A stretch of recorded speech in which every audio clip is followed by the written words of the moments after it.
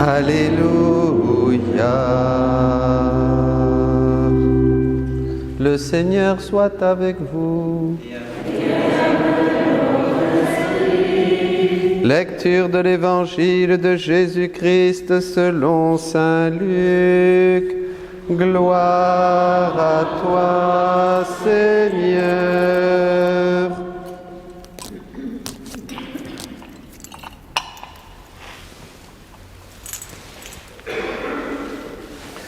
Chaque année, les parents de Jésus se rendaient à Jérusalem pour la fête de la Pâque. Quand il eut 12 ans, ils montèrent en pèlerinage suivant la coutume. À la fin de la fête, comme ils s'en retournaient, le jeune Jésus resta à Jérusalem à l'insu de ses parents. Pensant qu'il était dans le convoi des pèlerins, ils firent une journée de chemin avant de le chercher parmi leurs parents et connaissances. Ne le trouvant pas, ils retournèrent à Jérusalem en continuant à le chercher. C'est au bout de 3 jours qu'ils le trouvèrent dans le temple, assis au milieu des docteurs de la loi. Il les écoutait et leur posait des questions. Et tous ceux qui l'entendaient s'extasiaient sur son intelligence et sur ses réponses. En le voyant, ses parents furent frappés d'étonnement et sa mère lui dit : « Mon enfant, pourquoi nous as-tu fait cela ? Vois comme ton père et moi, nous avons souffert en te cherchant. » Il leur dit : « Comment se fait-il que vous m'avez cherché ? Ne saviez-vous pas qu'il me faut être chez mon père ? » Mais ils ne comprirent pas ce qu'il leur disait. Il descendit avec eux pour se rendre à Nazareth, et il leur était soumis. Sa mère gardait dans son cœur tous ces événements. Quant à Jésus, il grandissait en sagesse, en taille et en grâce devant Dieu et devant les hommes. Acclamons la parole de Dieu. Louange à toi, Seigneur Jésus.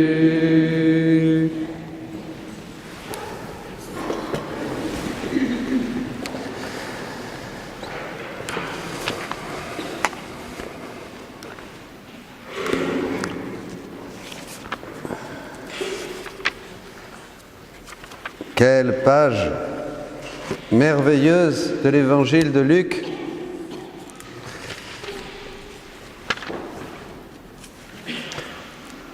Ce recouvrement de l'enfant Jésus au temple. Une grande richesse.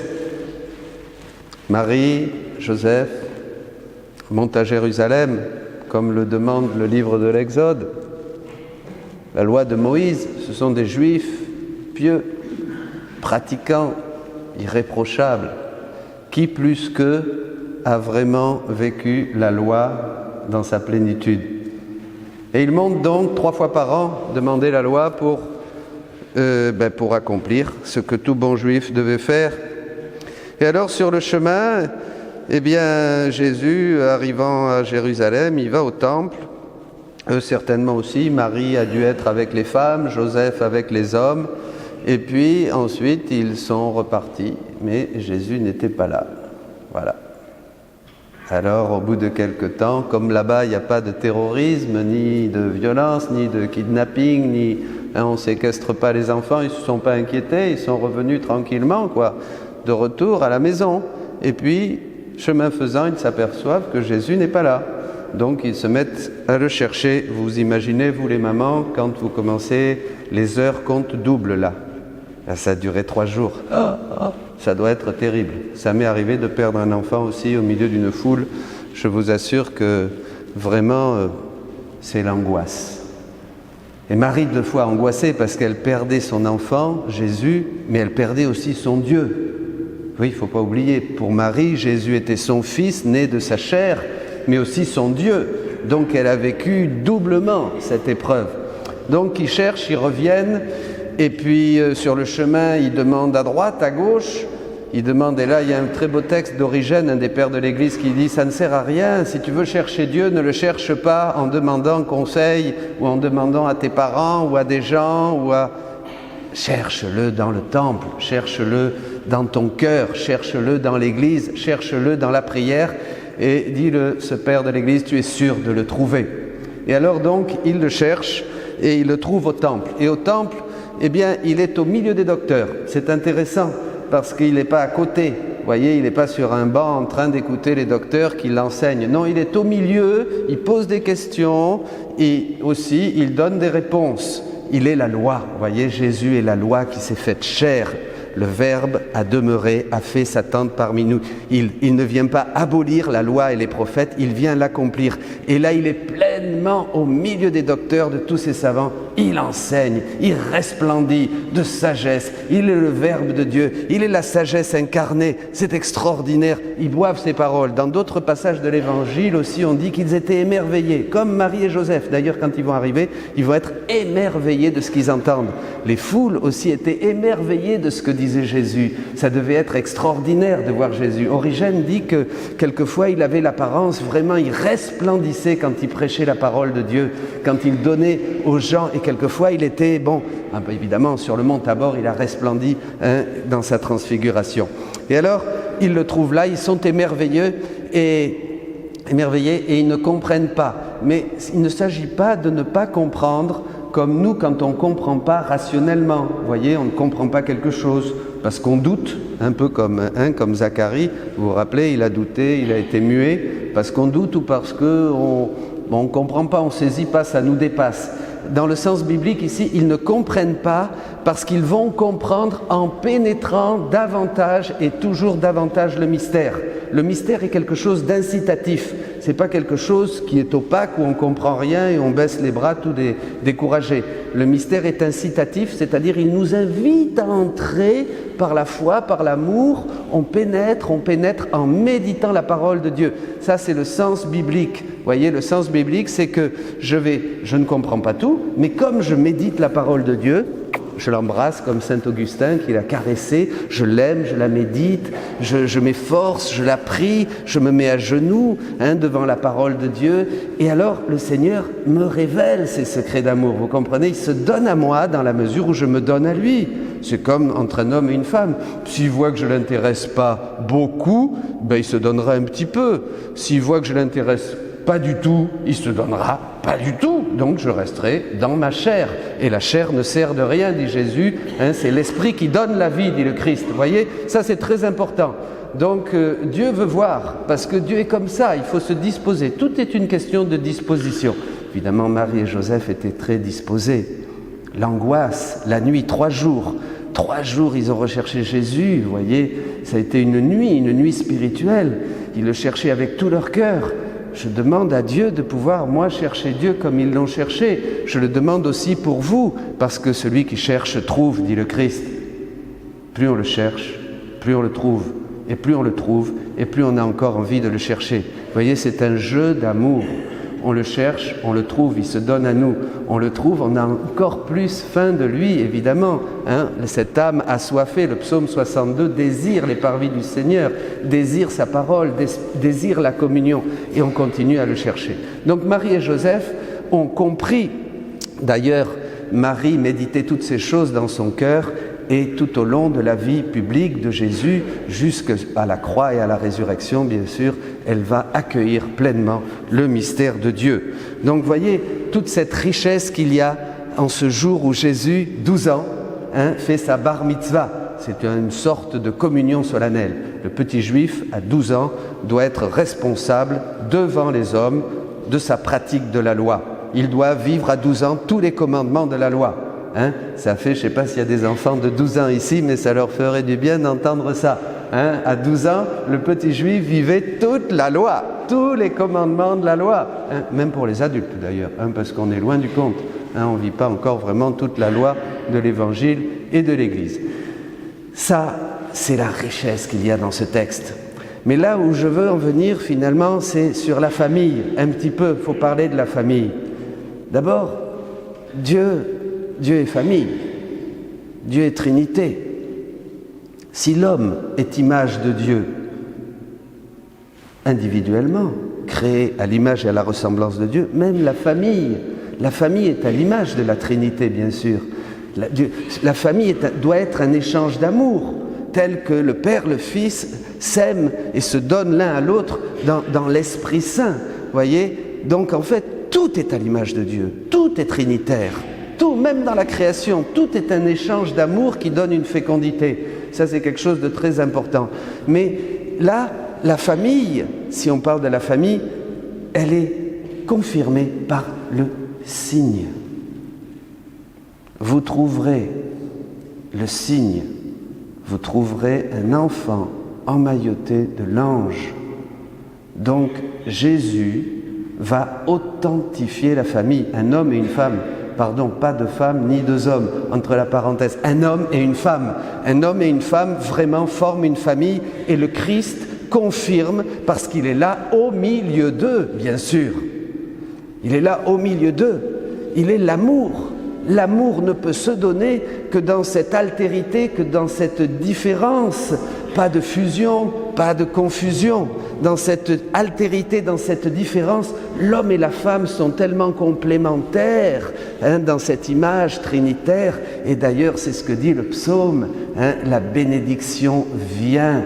Et la bénédiction de Dieu, ce sont des enfants. Que Dieu bénisse toutes les mamans qui attendent un petit. La bénédiction de Dieu, ce sont les enfants, dit le psaume. Et donc là, c'est très important de voir comme l'homme, la famille humaine est à l'image vraiment de la Trinité. Et elle est féconde, elle est belle. Il faut prier pour nos familles aujourd'hui. On essaye d'inventer des choses en plus. La famille aujourd'hui est à l'image de l'homme tellement blessé par le péché, par le manque de Dieu. Par le manque de Dieu, vous trouverez un signe. Dès qu'il y a un homme et une femme qui s'aiment, le Christ veut naître. Il veut naître pas seulement en donnant un enfant, bien sûr, qui sera image lui-même du petit bébé, du petit Jésus, mais il veut naître, c'est-à-dire qu'il y a un amour authentique, la vérité. Amour et vérité se rencontrent, dit le psaume. Il y a un amour qui est vérité authentique et Dieu veut se donner. Comprenez. Comprendre, comme dit Saint Jean, la première lettre de Saint Jean, chapitre 4, Dieu est amour. Dieu a besoin, et c'est le troisième point que je veux toucher, Dieu a besoin de s'épancher. Dieu a besoin, ça fait partie de lui-même, je dirais, c'est viscéral pour Dieu. Il ne peut pas vivre sans se donner, vous comprenez ? D'ailleurs, nous, c'est un peu pareil, même d'une manière très pâle et très éloignée, mais on a besoin de se donner, on a besoin d'enseigner nos enfants, on a besoin de leur partager de bonnes choses, on a besoin de leur préparer un bon repas, on a besoin d'accueillir ceux qu'on aime chez nous, vous comprenez ? On a besoin de se donner. Mais ça, ce besoin de nous donner à ceux que nous aimons, c'est inscrit en Dieu, ça fait partie de l'essence de Dieu et nous participons à l'essence de Dieu avec ce désir de nous donner. C'est clair, c'est simple. Bon, alors là, si on revient bien, ça c'est très important. Dieu cherche où il peut s'épancher. Dans la deuxième lecture, au début, qu'est-ce que dit Saint Jean ? Il dit « voyez, voyez ». Et ça, c'est dans la Bible, partout. Voyez, voyez. Parce que tout commence par la contemplation. Tout commence par le regard. Aujourd'hui, on est dans un monde où tout le monde voit beaucoup de vilaines choses. On ne regarde pas assez la beauté. Non. Ça.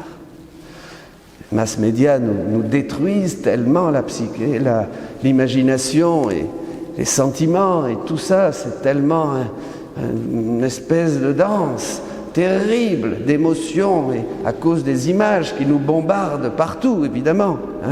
Bon, mais on a besoin, tout commence dans la contemplation, on a besoin de contempler un beau paysage, on a besoin de contempler la montagne, le soleil, la lune, les étoiles, la voie lactée, le sourire d'un enfant, la tendresse du visage d'un vieillard, d'une grand-mère, d'un grand-père, voyez, d'une famille qui s'aime, la douceur, la tendresse, la beauté. Voyez, ce voyez, il est dans toute la Bible. Et bien sûr, quand on arrive au moment de la Sainte Famille, au moment de cette contemplation du Christ qui commence à Bethléem, un enfant vous est né, regardez Marie, Joseph, l'enfant, Jésus, c'est magnifique. Voyez, c'est simple. Vous voulez prier, vous voulez devenir des priants, regardez, dit Saint Jean, regardez le grand amour dont Dieu vous a aimé, asseyez-vous devant la crèche, regardez avec le cœur, regardez avec foi, avec amour, regardez comme Marie regarde Jésus, regardez comme Joseph regarde Marie et regarde Jésus, regardez cet échange de regards, regardez cette tendresse. Voyez, nous avons besoin de contempler, c'est le beau qui sauvera le monde. C'est la contemplation de la beauté qui sauvera le monde. Vous comprenez? C'est très, très, très important, ça. Et alors là, je termine avec ça. Dieu, je vous disais, a besoin de s'épancher. Parce que quand Dieu s'épanche dans une famille, dans un cœur, dans ton cœur, dans le cœur de ta famille, de tes enfants, de ton épouse, de ton mari, de tes enfants, quand vous vous réunissez et que vous voulez vous disposer à vous aimer les uns les autres, comme communauté paroissiale, l'Église, c'est toujours pareil. Dieu se donne à des hommes et à des femmes qui vivent ensemble, la famille bien sûr, domestique, mais aussi la communauté, la paroisse, l'Église, le mouvement. Dieu a besoin d'hommes et de femmes pour s'incarner. Il a besoin de s'épancher pour que nous puissions le connaître en contemplant son amour et afin qu'il puisse faire ses œuvres. Regardez, voyez combien Dieu vous aime, c'est-à-dire accueillez-moi et vous allez voir et expérimenter dans votre famille, dans votre cœur, dans votre entourage, si vous vous disposez à m'accueillir, combien je vous aime. Pourquoi? Parce que vous allez m'accueillir et en m'accueillant, vous allez faire, vous allez voir, vous allez faire. Vous comprenez? Le faire, le voir et le faire sont constitutifs de notre activité humaine et spirituelle. Montre-moi tes œuvres, dira Jacques, je te dirai quelle est ta foi. Montre-moi ce que tu fais pour Dieu. Montre-moi seulement ton sourire. Comment tu souris? Comment tu parles? Comment tu es doux, humble avec ton cœur? Comment tu aimes? Comment tu embrasses? Comment tu es positif avec le pauvre, avec le petit? Comment tu dépasses ses misères? Comment tu dis du bien? Comment il n'existe pas dans ta bouche quelque chose de négatif, de péjoratif, de triste? Comment il n'y a finalement que de l'amour dans ton cœur parce que tu m'as accueilli? Et là, je te donne de faire mes œuvres. Je te donne de faire mes œuvres. Voyez, la famille, nos cœurs, chacun d'entre nous, notre paroisse, notre monde devrait accueillir le Christ. Dans la mesure où nous accueillons ce signe, ce petit enfant, tout petit, pauvre, fragile, qui était Dieu et qui s'est fait homme, obéissant, il a obéi, tout petit, eh bien, en accueillant cette fragilité, il nous donne de devenir ce que nous devons vraiment être, c'est-à-dire nous aussi naître de nouveau en Jésus, par Jésus, avec Jésus. Mes amis, famille de la terre, vous tous, ouvrons nos cœurs. Vous les chrétiens, vous les familles chrétiennes, regardez la grandeur de votre mission. Dans la mesure où vous accueillez Jésus dans votre cœur, dans la mesure où vous organisez votre vie de famille pour que le Christ soit premier, cherchez d'abord le royaume de Dieu, vous donnez la vie au monde, vous rayonnez sur le monde, vous faites venir le royaume de Dieu sur la terre. Ça va très loin. Eh bien, nous demandons au Seigneur, à l'Esprit Saint, qu'il nous donne l'intelligence, qu'il nous donne, comme Marie, de méditer toutes ces choses dans notre cœur. Nous n'avons que cette vie pour comprendre ces réalités. Dieu, à travers la Sainte Famille, nous fait comprendre que c'est la grande opportunité que nous avons et qui se résume en un mot: accueillir Dieu, l'aimer et le donner aux autres. Amen.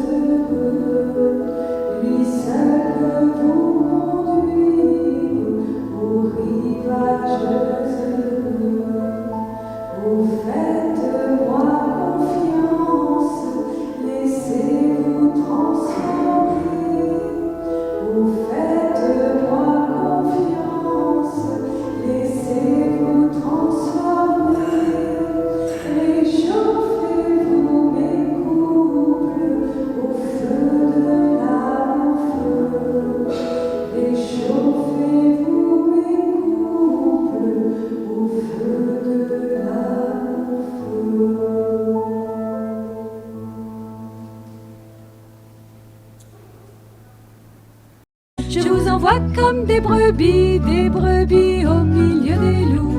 Je vous envoie comme des brebis, je serai toujours avec vous. Je vous envoie comme des brebis au milieu des loups.